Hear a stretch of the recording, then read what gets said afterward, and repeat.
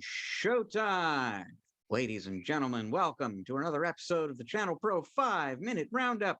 A look at news, trends, and tips for the SMB channel in 5 minutes or thereabouts. My name is Rich Freeman. I'm executive editor of the ChannelPro Network, also a co-host of this program. I am joined this week, as I am every week, by your other co-host, Eric Simpson, a business transformation and improvement advisor to MSPs and other IT providers. Eric, how you doing? Doing well, Rich. How about you? I am doing well. I'm doing well. I'm just back. Earlier this week I was attending a partner conference held by the folks at Eaton in Florida. And for folks who are watching us on video, I actually said the same thing on the other podcast I do a little while ago. If you look really, really carefully, you can see that I took just a little bit of a tan back home from Florida with me. Yeah, you look a little bit, a little bit more tanned. I don't think you look as refreshed as I would expect from, having a little bit of a tan. You want to share with everybody a little bit of our current travel challenges and how we're having to adapt to traveling right now? Anybody who is listening or watching and does flying knows exactly what we're talking about. There are fewer flights, harder to get seats, and everything costs way, way more. And, I can't kind of run up. I'm ultimately not paying for the flights that I'm on. Channel Pro is paying, but I can go through a year's worth of travel budget in 4 months these days if I'm not careful. So we could discuss different ways to get back home to Seattle from Fort Lauderdale, Eric, which is what I did yesterday. But I'm going to guess the one route that you will never come up with is to go to Seattle from Fort Lauderdale via JFK in New York. That's what I did yesterday. And it turned that trip, which, you would, if on a direct flight, you're expecting 5-6 hours. This was like a 13-14 hour trip. And you know what? It still cost me about what I would have paid a few years ago. It's just, half of the whatever, $1,300 I would have paid if I had actually gotten a direct flight. So it's kind of nuts out there right now. Yeah, it hurts. And, it's so I assume that you weren't wearing your I Love New York shirt, through that leg through JFK this time. I have no beef with New York. It's not their fault. you know, But yeah, I didn't need to be there yesterday. yeah, and the difficulty with travel and the cost of travel kind of ties into the tip of the week. So looking forward to We sharing will that. come back to that. We will Mm. come back to that. But let's dive into our top story this week. A bit of a sleeper, I think. It got some coverage in the media, but not a ton. And I'll explain why I think this is interesting in a moment. But first of all, what we're talking about is a new offering from Ingram Micro, and that have launched in partnership with Fortinet and a company called Masergy that folks in our audience may or may not be familiar with. This is a managed SD-WAN service, like I said, exclusively from Ingram Micro. It combines hardware and software from Fortinet with management from Masergy. You buy the hardware and the software up front pretty much the same way you ordinarily would on a Fortinet purchase like that. You pay for the management services from Masergy on a recurring subscription kind of basis. You can do that in two models that they offer, one they call co-managed and one they call fully managed. If you buy the co-managed deal, you're handling the tier 1 and tier 2 help desk calls, and you can escalate tier 3 to Masergy for assistance. In a fully managed model, Masergy is handling all the help desk for you. And the SD-WAN was a big and a growing market before the pandemic. It's a really big, really fast growing market now that pretty much every organization has remote workers. Everybody is in a distributed environment and looking for a secure, reliable, high-speed way to connect all those people. So SD-WAN is going on, growing like gangbusters. Gartner expects sales to climb at a 28% compound annual growth rate through 2024. And if you are an MSP and you're not doing SD-WAN today, here is a pretty easy, quick way to get into that offering, especially on the co-managed model where you're maybe not giving up quite as much margin as you would be otherwise. For that reason alone, interesting to look into. But the thing that I found really interesting about this as I was learning about it and thinking about it is, there are still a lot of resellers and solution providers, VARs out there, Eric, who have not made the move into managed services and recurring revenue. And they are looking for a way to do that and looking for a way to get in there. Here is an example, and there are some others I come across every now and again, of that training wheel, that baby step way to start getting into managed services. You don't really, if you buy the fully managed package, you don't need to know very much about SD-WAN, and you don't even really need to provide the managed service component of that. You're outsourcing all of it, but you are collecting recurring revenue, and you are beginning to make that move into that managed services business model that really everyone who is VAR only right now should be going into. So interesting offer for pretty much anybody out there who does business with Ingram or Fortinet or is interested in Masergy. But what jumped out about it to me was just that it offers that VAR community out there a pretty painless, quick way to begin getting a footprint in managed services. Yeah, you're right, Rich. What I love about these types of turnkey solutions is they are the gateway to managed services, and not only for these emerging MSPs, right? The channel pros that may have tried to dip their toe in the water and haven't really accelerated into this tremendously fast growing service model for IT providers, but it's also great for existing MSPs that are challenged with, staffing. We've talked on this program many times about the quote unquote great resignation and how, not only internal IT departments are poaching staff, technicians, and engineers from MSPs, but competitors are doing so, and the cost of replacing them is even higher than anyone would ever think. So I love the ability to bolt on these additional services and solutions that have a high level of outsourced appeal to them, right? You could basically outsource the entire ongoing support of this after selling it to a client. And sidebar, also in the article was highlighted the ability for Ingram's financial services to help defray the cost of that capital expense upfront for an MSP and or a client. So it gives you really interesting ways to maybe even hawse some of this over time, get paid up front. But also, like I said, is to completely outsource it, and then over time, if that MSP desires, they can then claw back some of that level 1 and level 2 support as they familiarize themselves with the product, the solution, and how to support it, thereby earning more profit margin over time if they so desire. So I love solutions like this that give the partner the ability to sell it very, very quickly, have it outsourced from a support perspective, and then have the option later as they learn more about it to incorporate it into more of their stack and then add it to their ongoing managed IT services, realizing more margin by delivering more of the support themselves. Yeah, it's a really great point because, I was kind of talking about the MSP who's new to SD-WAN and wants to get into it, but the labor issue you're talking about there is another reason why this might be very appealing to MSPs. So let's hang on to that for a minute. So higher labor costs, higher airfare costs. Eric, it is time for your tip of the week. Yes, Rich, it's time for Eric's tough love corner.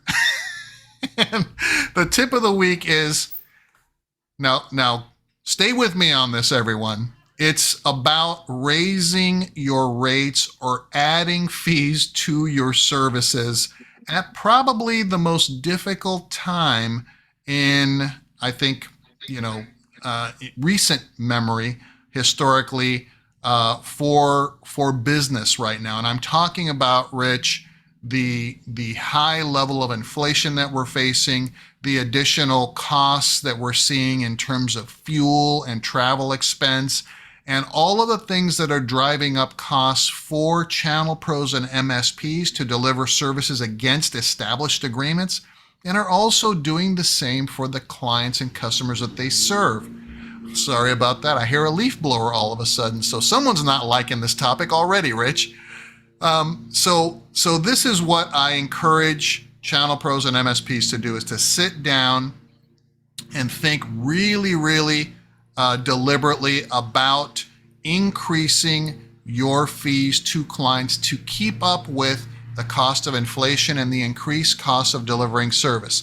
And I know this it may sound cold and premeditated, but it's not. It's something that we look at where the economy is going, we look at our cost of service, and we make decisions that say, you know what, we need to stay in business and be there for our clients, and we need to increase our rates at least a little bit in order to keep up with this. And this can take a couple of different forms, Rich. For clients that we have great relationships with, that we're very valuable to their organizations, we can just straight up have a conversation and say, hey, based upon the current economy and our costs of business going unexpectedly higher than what we had ever anticipated, we're going to need to raise our rates by a certain percent. And that could be 5%, it could be 10%. It'll vary depending upon what that monthly invoice looks like to a client, but you've got to have those conversations with clients. And the ones that are really good clients, strategic clients, they'll understand that. Some may push back a little bit and you'll negotiate that rate a little bit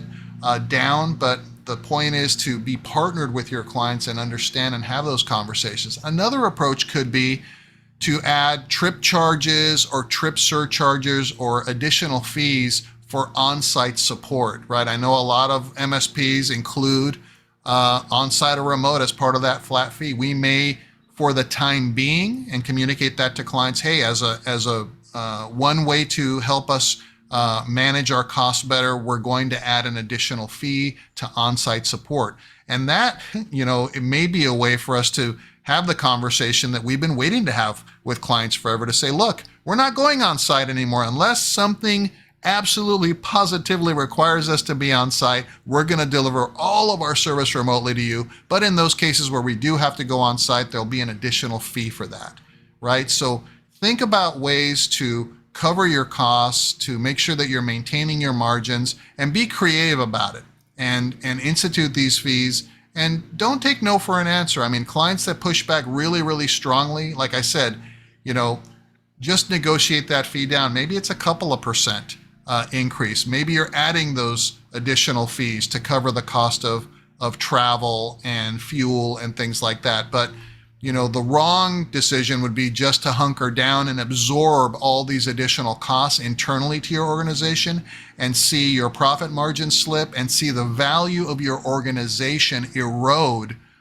throughout these cycles that we're going to get past, right? Especially if you're looking to sell your organization at a certain point, right? A strategic buyer is going to ask these questions. Well, how come your margin slipped?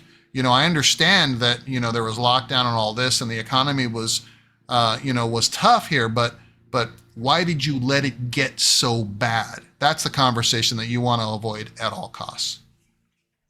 So obviously a very timely topic, Eric, and I'll say it's particularly timely for me because one of the things I'm doing this week is plotting out ChannelPro's August issue. There will be an article in the August issue, by the way, about coping with inflation and what's the right answer to that. And it's also timely because, like I said, I was, earlier this week I was at this Eaton Partner Conference. Eaton can't make or ship or sell most of their products without processors, and processors are very hard to get right now. So they are paying more for processors, and they are raising prices on their products to account for the greater cost of manufacturing them.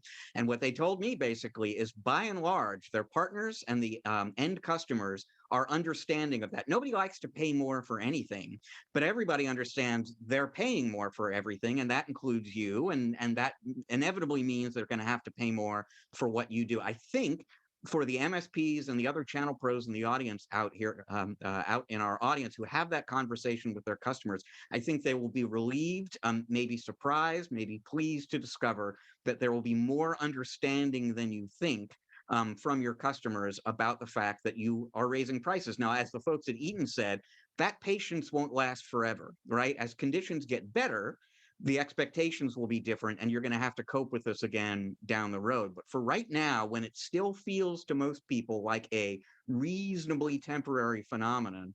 People seem to be accommodating about greater prices from their IT partners, the ones that they value, certainly. And so you shouldn't really, you shouldn't feel like you are gouging your customer if you have that conversation. And you shouldn't worry maybe as much as you are worrying about them being offended and upset and dumping you and going out to somebody else. There's just a lot of this happening right now. And what I'm picking up is that it's okay. Nobody's delighted about it, but nobody is losing their mind about it either. Yeah, and I think in my experience, Rich, having these conversations during tough times with clients, what I've seen actually results in strengthened relationships between clients and providers. I've seen us, through different cycles, the last 15, 20 years, when things are tough, that kind of, hey, we're in this together. Let's understand each other and let's make sure that we're doing everything to ensure that we can continue with our business relationship moving forward. And so I've seen that actually strengthen these relationships over time. And you reminded me of, another talk track or some talking points to have with these clients is, this is impacting everybody. I mean, all of us are paying more at the grocery store, right? All of us are paying more at the pump. All of us are paying more for, durable goods and services, right? So clients, it's not like we're springing something on them and using this as an opportunity to gouge. That's not it at all. This is a way for us to, hey, to have a strategic conversation that hopefully can strengthen that relationship so that we understand each other. And we want to make sure that we're around for each other. And we will get through this as well. Like you said, Rich, it's kind of a temporary thing. And now's the time to have the conversation. If we wait too long, again, our profits as service providers will take way longer for us to recover over time. And then how do you recover from that? Really, you'd have to raise your rates exponentially later. So it's better to do it incrementally now to help us get through it together. Totally agreed. Totally agreed. And great advice. And it leaves us with time for just one more story, Eric. And we're kind of returning to a theme here. At various points in the last 2 years, we've spoken a little bit about Guinness Book of World Record kinds of attempts that don't seem to make a whole lot of sense. Why would somebody want to break that particular record? Well, why would somebody want to hold the record for balancing a chainsaw on their chin?